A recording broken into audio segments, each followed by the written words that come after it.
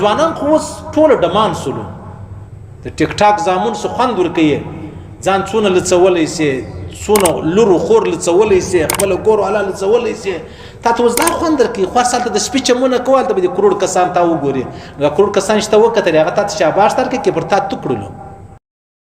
یو سړی د پیغمبر علیه السلام مجلس ته راتلی انصاري صحابي و ځوان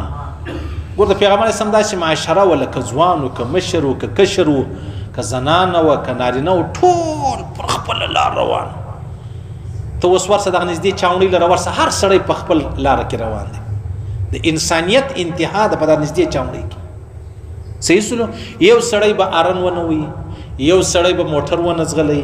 یو سړی به ون وی رانسي یو سړی به مطلب درختنه کې پرې یو سړی به د بل چا لاره ونه نسي صحیح سو دا موږ ته چا راښوولي دي دا انسانیت موږ ته راښوولي دا انسانیت دی ورسه ټوله کفري نړۍ لره ورسئ هلته داسې انسانیت روان دی دي مسلمانان نه دي د بهرنۍ د کافرانو ملکو ما تا مسلمانان هم انسانان هم یو خو نه د مسلمانانو چمونه کو نه د انسانانو چمونه که دا قصور د انسانیت دی که د مسلمانۍ دی نو دلته دغه ځوان یعنی ځوانان خو اوس ټوله ډمان سولو د ټیک ټاک زامن څه خوند ورکوي ځان څونه لڅولی سي څونه لورو خور لڅولی سي خپله کور والا لڅولی سي تا ته اوس دا خوند درکوي خو هر سال ته د سپي چمونه کوه هلته به دې کروړ کسان تا وګوري هغه کروړ کسان چې ته وکتلې هغه تا ته شاباش درکړي که پر تا تو کړلو بس هر سړی دا غواړي چې زه پهلوانان ډېر کړم پهلوانان کې نیمه ستا دښمنان دي حتی خالي ګوري چې دا څونه سپی دي ما خو دا خیال و چې دا سپی دی نو چې څونه لیونی سپی هم دی که نه دی په آخر کې هغه فیصله وکړي چې و لیونی سپی هم دی دا ټول انسانیت په دې ځای ته رالی ودرېدی جهان کوم ځای ته ورسېدی زموږ ته دا الکان راواخله د چا وروره چلی په ګوته دی څه کیسه د چا در کړی دی والله که نو مولوي صاحب دا د چا غاړګۍ په غاړه ده د چا د سونې چین په غاړه دی د چا ای بنګړی شی په لاس دی ته اوس نر یې که ښځه یې ګورئ ته ځان ته نر وایه ګرځې په ښځو پسې چمونه د ښځو کوي نو خو د نارینهو چمونه کوه نو هلته ښځو بیا د چا چمونه شروع کړي دي د الله رسول پر دغه نارینه هم لعنت ویلی دی پر هغه زنانې هم لعنت ویلی دی دا یې هم جهنمي بللی دی هغه هم جهنمي بللی دی تا دا خپله ځواني که زنانه ده که نارینه دی دا خپله ځواني دې راواخیسته دا دې نیلام کړه نیلام که دا زموږ ته پښتنو نجونو خپل ځانونه نیلام کړي دي او نو که 4 لکه کسانو ته مطلب لای کړلې نو ته اوس وایې چې زه ډېر پهلوانان لرم یعنې دا ستا عزت دا ستا چهره دا ستا ژوند دا د 4 لکه کسانو دپاره ولم یو عزتمن و محترم سړی وایي چې د ګرد دنیا 8 اربه انسانان ما لیکي لا زه نه کوم زه د خپله چهره نه ښکاره کوم زه د خپله چهره نه ښکاره کوم ډېر پخوا خو ورور هغه د ښځو ژړ غاښونه به مردار مخام بیولو او اوس یې ماسکونه رالو بس کراري سوله ژړ غاښونه هم پټ سولو مردار مخ هم پټ سولو څه پکې ښایسته هم سوله او جهان ته دا ښکاره کوي زه د پردې ډېره شوقي یم جهان ته دا ښکاره کوي زه د ماسک ډېره شوقي یم تا ماسک په کم نیت کړی دی دا هغه به پوښتنه الله در سره کوي دا تا په کم نیت باندې راوتلې د هغه به الله پوښتنه در سره کوي حالانکه دا د جهنمیانو د الله رسول فرمایي داسې زنانې د دې جنت لره تلل داسې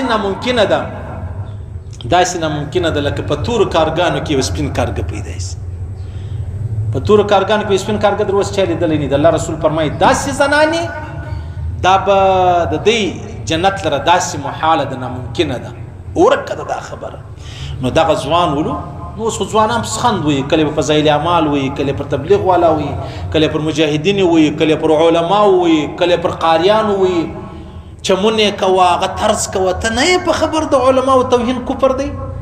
ته نه یې په خبر چې د دین توهین چې دی هغه کفر دی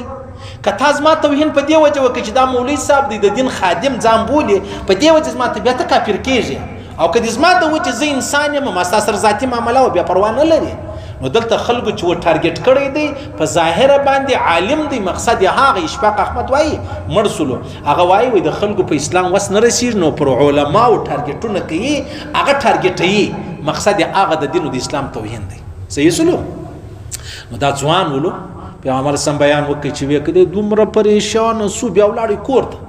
کور ته به ناستو راوتی نه راوتی بیا ورځ پیغمبر سم پوښتنه وکړه یاره یا چا وویل چې پلانی خو ډېر پریشانه دی ګرد ورځ په کور کې ناستې ژاړي پیغمبر سم پوښتنه وکړه ولې داسې مطلب هغه بل اوس بیان وسولو هغه ډېر د خوف بیان د جهنم او د قیامت دی ډېر وبېرېدی. پیغمبر صلی مبارک کور ته ورغلی چې ورغلی بیا پیغمبر علیه الصلاة والسلام د سره معانقه وکړه د غیږ روغبړ ورسره وکړي. نو چې دا پیغمبر صلی الله علیه وسلم معانقه کوله نو وخر میتا فقال النبي صلی الله علیه وسلم جهزوا صاحبکم فان الفرق فلذا كبده. الله رسول فرمایل ژر د کفنو د تجهیز او چی شو د دفن چی شو کوي پروګرام ترتیب چې دی هغه وکي تنظیم وکي د الله د خوف سره د دې زړه چې دی هغه وچاودل سو. پښتو کې دغه تور راځي د الله د خوف زړه وچاودل سو. دا ځوان نو مشرانو د سپینږورو به څه حال ولو زما استاد اوس معاشري ځوانان دمان سو کنه سلو دمتوب شکار دی ارشد تخم سبا لویږي بیا بستا اولاد بیا بستا بچانی بیا بستا لونی خلک بیا ستا لور غواړي کدا غره کم دم نو انسان او مسلمان او پښتون هغه ستا لور غواړي هغه خپل دې دم دي د زما او د نه سره کیږي ته په دې نه خبر تخم مستقبل لري کې نه لري آینده لري کې نه لري نو کاینده لري نو ته تاسو د چمنه ولي وکړو او کته ویا زبل سبا امر نو چې بل سبا امر نو جهنم لره ولاړي نو دا ځوان د الله رسول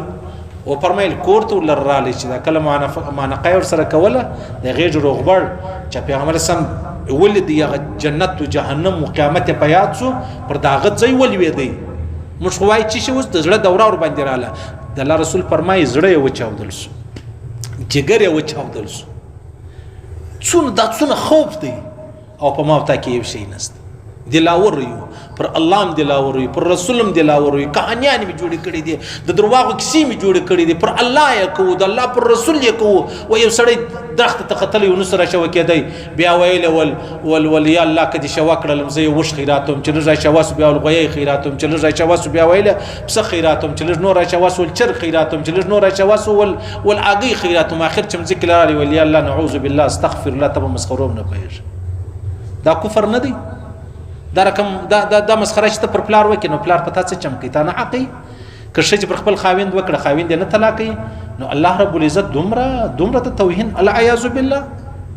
دومره سپکه خبره بیا ملایان وي مولوی زاب د خلک ډیر کافران کوي هغه پر الله پسخند او مسخري او مذاق وکي تلاوي چې کافران کوي ستا په ژرو پر لنګوټه باندې دی کافر کیږي د الله رب العزت چې پر هغه مسخري وکي توهین وکي اهانت وکي او د الله سره نشي دا خبره هغه وکي دی نه کافر کیږي معاشره کافران سوي دي خبر سوي نه یو مشتي او دا به بیا مشکله خبرې ده چې کله فیصله وسو د جنت او د جهنم زموږ خدای خیال چې موږ مسلمانانو کې وسیدلو موږ منځونه کول نو زوب جنت ترغه الله فرمایا دی جهنم لره واسو ولینو ما چیش کړو ولتا پر ما مسخري کول زه د مسخرو ور نوم زه د دې اهل نوم زلائق نوم ما شان د دې سړي اعلی ولو تزما په صفاتو نوې خبر و یا نو ما مسخري کول مسخري ګرد مخلوق ختم سو به تراله الله ته ودرې دی صحیح سلو نو د الله رسول فرمای د دې سړي سینه چې د اغا زړه چې دی هغه وچاودل سو پټاو سلو په دې وجه باندې عاجزانو خبرې خټول سره کو زم درته کوم تاسو اوري زبم د عمل کوشش وکم تاسو د عمل کوشش وکي الله دې ما ته هدایت وکي الله دې ته هدایت وکي الله دې زموږ ټول معاشري ته هدایت وکي د زموږ په معاشره دې الله رب العزت رحم وکي الله دې فضل احسان وکي الله وړي نه یو په کار خدا و چې ماخستان انسانان پر وتلی و سهار د سپي په شکل کې راپورته سی وای د خنجرانو په شکل کې راپورته سی وای خو چون کې محمد رسول الله خپل امت ته دعا کړې و الله وعده ور سره وکول داسې بنه کوم یا الله رب العزت لکه چې ظاهري انسانان یو باطنیم انسانیت را نصیب کا لکه په ظاهري چې په ظاهر چې موږ منځونه او ذکرونه کوو موږ باطنم د غسر صفا کا بیا به خبره چې دا غسمه سي الله دې ویل اورید القبول منظور وګرځي الله دې خپل احکامات د جناب نبی کریم صلی الله علیه وسلم مبارک طریقې را نصیب کې الله دې پر دې تور مشتمر ګرا کې چې موږ مرو دا ویلا اله الا الله محمد